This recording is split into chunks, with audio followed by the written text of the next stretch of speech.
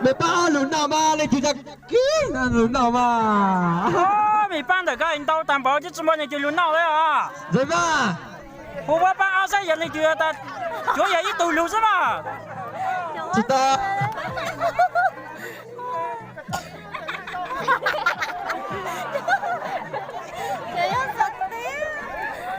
sao đấy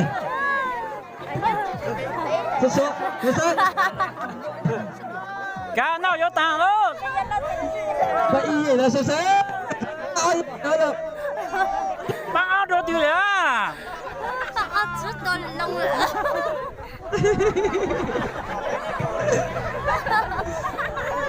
这在chỗ mình cho mình资产nào mình muốn đi lại chứ đâu mà xoài à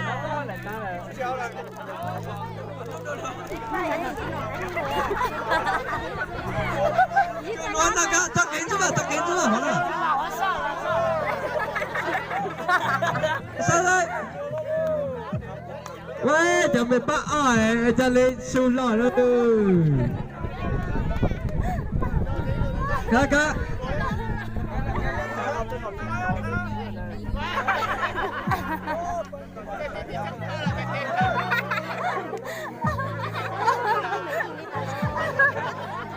大哥要得死了ban gì giờ chỉnh luôn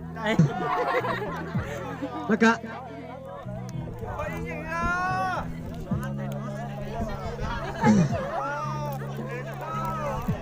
Sao là cái gì ta? Nó càng tuổi càng trở nên nào tao? Sao là tao lớn nào sẽ tao rồi?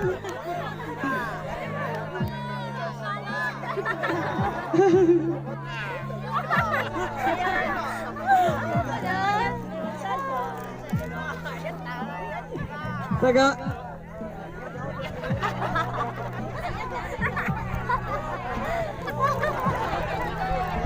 Từ từ bạn ơi, đi chuyên chạy trên cái khé rồi. Giờ nó chạy dọc băng. Cái gì vậy? Mình知道。